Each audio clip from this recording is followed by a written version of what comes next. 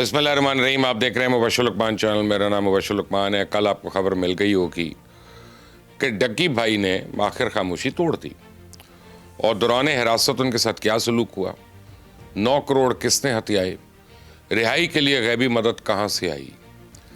इस यूट्यूबर ने कौम से माफ़ी मांगी है, लेकिन करप्ट सिस्टम को भी बरहना कर दिया। आप देख रहे हैं मुबश्शिर लुकमान चैनल।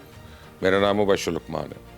अपनी बात शुरू करने से पहले मैं एक वजाहत कर दूं कि मैं कभी भी सादुर रहमान और डक्की भाई की तख्लीकी सलाहियतों का मोतरफ नहीं रहा हूं। मैं हमेशा से उनके कंटेंट का नाकिद भी रहा हूं और आज भी मैं समझता हूं कि उन्होंने अपनी वीडियोस के ज़रिए पाकिस्तान की नौजवान नस्ल को मिसगाइड किया।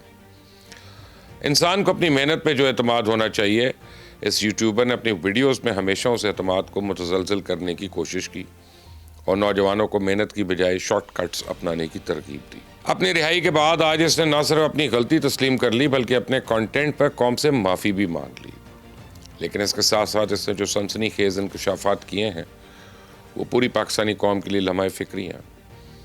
आज के इस वीलॉग में मैं सादुर रहमान उर्फ डक्की भाई के पिछली वीडियो पे कोई बात नहीं करूँगा, बल्कि आज मैं उस यूट्यूबर की ताज़ा तरीन वीडियो पे बात करना चाहता हूँ जो इतवार की शाम उन्होंने अपलोड की। और इस वीडियो में डक्की भाई ने हमारे करप्ट सिस्टम को शवाहिद के साथ बेनकाब कर दिया। इस शख्स ने साबित किया कि जब मुहाफिज ही रहजन हो जाए तो फिर काफिले सही सलामत मंजिल नहीं पहुंचा करते। मैं आपको बताऊं कि सादुर रहमान को 17 अगस्त को मुख्तलिफ ऑनलाइन जुआ ऐप्स के ज़रिए मनी लॉन्ड्रिंग के इल्ज़ाम में हिरासत में लिया गया और सादुर रहमान इस रोज़ लाहौर एयरपोर्ट से बैरून मुल्क जा रहा था।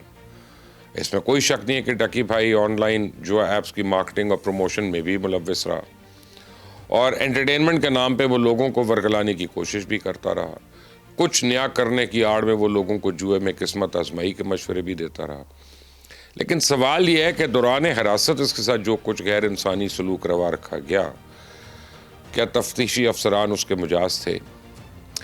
तो डक्की भाई पर कौम का अखलाक बिगाड़ने का इल्ज़ाम है, लेकिन अब डक्की भाई ही कह रहा है कि दौरान हिरासत ना सिर्फ इस पर बिला जवाज़ तशद्दुद किया गया बल्कि एक तफ्तीशी अफसर इसे खुद भी नंगी गालियां देता रहा और एक 7 साल बच्चे को भी मजबूर करता रहा कि उसको गालियां दे। सुने ज़रा क्या कहते हैं। 7 साल के बच्चे को कहते हैं ये देखो इसके साथ क्या हो रहा है, अब देखोगे तुम इसका प्रोग्राम। कहता नहीं, चलो फटाफट इसको गालियां दो। बच्चा कहता है कि सरफराज चौधरी साहब कहते हैं और का बच्चा, सरफराज चौधरी साहब कहते हैं और का बच्चा।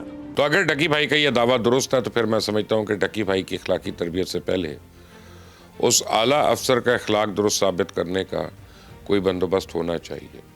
डक्की भाई की गिरफ्तारी की कहानी में ड्रामाई मोड़ तो उसी दिन आ गया था जिस रोज रिश्वत सतानी के इल्ज़ाम में NCCI के अफसरों की गिरफ्तारी हुई थी जो डक्की भाई से तफ्तीश कर रहे थे। लेकिन इस कहानी को एक सनसनीखेज ट्विस्ट को डक्की भाई ने दे दिया। आज वो रो रो कर इल्ज़ाम आयद कर रहा है कि NCCI के डायरेक्टर ने इसकी बेगम पे मुकदमा बनाने की धमकी दी और इसके साथ 60 लाख रुपया मांगे और डक्की भाई का दावा है इसकी फैमिली ने उधार लेकर 60 लाख रकम डायरेक्टर को दी है। उस पर डायरेक्टर ने डक्की के दोस्त से रब्ता किया और उसे कहा कि ये 60 लाख रुपये तो हो गए, लेकिन मेरे पास 4 पर्चे और हैं, तो अगर तुम मुझे 1.5 करोड़ नहीं देते तो फिर मैं 4 पर्चे डक्की पर कर दूंगा।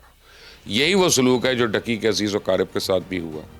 को डक्की भाई पे क्या कामत टूटी और उसे कितने करोड़ किसने हथियाए, आप खुद उसकी जुबानी सुने। उसने मुझे एक अपना वॉलेट एड्रेस दिया, उसने कहा कि ये सारे पैसे इस पे ट्रांसफर कर। इसने मेरे से जबरदस्ती मेरा फेस आईडी मेरा ऑथेंटिकेटर सारा लगा के इसने मेरे से जबरदस्ती 3,26,000 USD जिसकी PKR के अंदर वैल्यू बनती है 9 करोड़ पाकिस्तानी रुपया। अब जिस अकाउंट में उसने ट्रांसफर किया, क्या वो FIA का अकाउंट था? नहीं। क्या वो NCCI का अकाउंट था? नहीं। वो कहते हैं ना कि जुल्म जब हद से बढ़ता है तो फिर मिट जाता है। तो डक्की के केस में भी यही कुछ हुआ। NCCI का तफ्तीशी टोला समझ रहा था कि इस मुल्क में उन्हें कोई पूछने वाला नहीं है, कोई रोकने टोकने वाला नहीं है, लेकिन वो ये बात भूल गए थे कि पाकिस्तान में चंद नादीदा आंखें पर्दे के पार देखने की सलाहियत भी रखती हैं। उन्हें ज़रा सी भनक पड़ने की देर है। मुजरिम फिर चाहे पाताल में ही क्यों ना हो, ये उसे वहाँ से ही निकाल लाते हैं। तो तफ्तीशी हुकाम की जानिब से जब डक्की भाई के अहले खाना, दोस्तों और रिश्तेदारों से बार बार रकम का तकाजा होने लगा, जब डक्की भाई के हर करीबी शख्स को अंदर करने की धमकियाँ मौसूल होने लगीं, तो फिर चहमगोइयाँ शुरू हो गई। मामले की भनक मिलते ही इस मुल्क के खुफिया इदारे ने खामोशी के साथ अपनी छानबीन शुरू कर दी और अगले 48 घंटों में तफ्तीशी टीम खुद ज़ेरे तफ्तीश आ गई। तो मैं इस खुफिया इदारे के इन तमाम अफसरों के नाम जानता हूँ और उनसे वाकिफ़ हूँ, चूँकि हमारे ये खामोश मुजाहिद पर्दे के पीछे रह के फ़राइज़ सर अंजाम देते हैं और चाहते हैं कि किसी भी मामले में इनकी शनाख्त डिस्क्लोज़ ना की जाए। इसलिए मैं इस ख्वाहिश का एहतराम करूँगा और कोई ऐसा इशारा भी नहीं दूँगा कि जिससे इनकी शनाख्त का अफशा होने का कोई एहतमाल हो। चूँकि वो इदारा फील्ड मार्शल आसिम मुनीर को जवाबदेह है, लिहाजा वही इस क्रेडिट के मुस्तहिक भी हैं। तो ढकी भाई भी फील्ड मार्शल आसिम मुनीर और उसकी टीम का दिलो जान से शुक्रिया अदा कर रहा है, जिन्होंने कड़े वक्त में इसकी दाद रसी की और इसे जुल्म से निजात दिलाई। और इस तरह का clean up operation in corrupt mafia के अगेंस्ट आज तक पाकिस्तान की तारीख में नहीं हुआ और ये सब क्रेडिट जो है ये इंटेलिजेंस एजेंसीज को जाता है। तो ढकी भाई की अखलाकी तरबियत की जिम्मेदारी उठाने वालों के अपने अखलाक की कहानी इस कदर अखलाक से गिरी हुई होगी, ऐसा कभी ख्वाब में भी नहीं सोचा होगा। मैं आपको बताऊं कि ढकी भाई के इस वीलॉग को पहले 6 घंटों में 38 लाख से ज़्यादा अफराद ने देखा और 24 घंटे गुजरने के बाद भी ये सोशल मीडिया प्लेटफॉर्म्स पर टॉप ट्रेंड कर रहा है और वज़ीर आज़म शहबाज शरीफ की हुकूमत ने इस पर कोई नोटिस अभी तक नहीं लिया। तो ढकी भाई की कहानी इस गले सड़े निज़ाम की कहानी है और मज़े की बात यह है कि जब भी ढकी भाई जैसा कोई बड़ा मगरमच्छ हाथ आता है तो हमें यही सुनने को मिलता है कि तफ्तीशी हुकाम की सारी तवज्जो तो गबन का पैसा हड़प करने पे थी। तो गबन की रकम बरामद होने में कभी किसी तफ्तीशी टीम ने दिलचस्पी नहीं दिखाई। कम अज़ कम मुझे तो कोई ऐसा केस याद नहीं जिसमें तफ्तीशी हुकाम की सारी तवज्जो फ्रॉड की रकम बरामद करने पे रही हो। तो मेरा तजुर्बा भी यही कहता है कि दौरान तफ्तीश मुलज़िम से लूटा हुआ माल तो बरामद किया जाता है, लेकिन ना तो वो मुद्दई को वापस मिलता है, ना ही कौमी ख़जाने में जमा होता है, बल्कि सब आपस में मिलकर बंदा बांट कर लेते हैं। और हमने पंजाब बैंक स्कैंडल देखा, अरबों लूटे गए, लेकिन रिकवरी क्या हुई। इमरान खान के दौर में 190 मिलियन पाउंड का स्कैंडल आया। स्टेट रिकवरी यूनिट के सरबराह शहजाद अकबर ने कौमी ख़जाने को कैसे चूना लगाया और कैसे अपनी और इमरान खान की जेबें भरी, सबको पता है। तो इमरान खान ही के दौर में तैयबा गुल नामी खातून का स्कैंडल सामने आया और इस खातून का शौहर नैब को मतलूब था, लेकिन साबिक चेयरमैन नैब उसी खातून को रिलीफ देने के लिए जतन करते हुए रंगे हाथों पकड़े गए। इस रंगीन तफ्तीश को पूरी दुनिया ने अपनी टेलीविजन स्क्रीन पर दिखाया। चलें, ये तो पिछले दौर की बातें हैं। आप सोशल मीडिया पर जाएं, आपको पैरा फोर्स के एहलकारों की कारकर्दगी से मुतल्लिक ऐसी कई वीडियोस मिल जाएंगी जिन्हें देखकर आपको पता चल जाएगा कि अभी तक पंजाब में पूरी तरह तजावुज़ात का खात्मा क्यों नहीं हुआ। आजकल पूरे पंजाब में ट्रैफिक कवानीन की खिलाफ वर्जी पर भारी जुर्माने आयद किए जा रहे हैं और इसके साथ शहरियों पर पर्चे भी दिए जा रहे हैं। लेकिन क्या आप दिल पर हाथ रख कर कह सकते हैं कि इस कानून का इतलाक सब पे बराबर हो रहा है? तो यकीन माने आम आदमी तो चीख रहा है कि हमारे बच्चों को तो हेलमेट ना पहने पे हवालात में बंद कर दिया जाता है, लेकिन एक जज का बेटा गाड़ी की टक्कर मार के 2 इंसानों की जान ले ले तो इसे कोई पूछता भी नहीं है, वो बगैर किसी कानूनी कार्रवाई के रिहा भी कर दिया जाता है। क्यों? क्या अदालत ने उस जज के बेटे के आइंदा गाड़ी ड्राइव करने पे पाबंदी लगाई? क्या उसके वालिदैन पे FIR दी गई?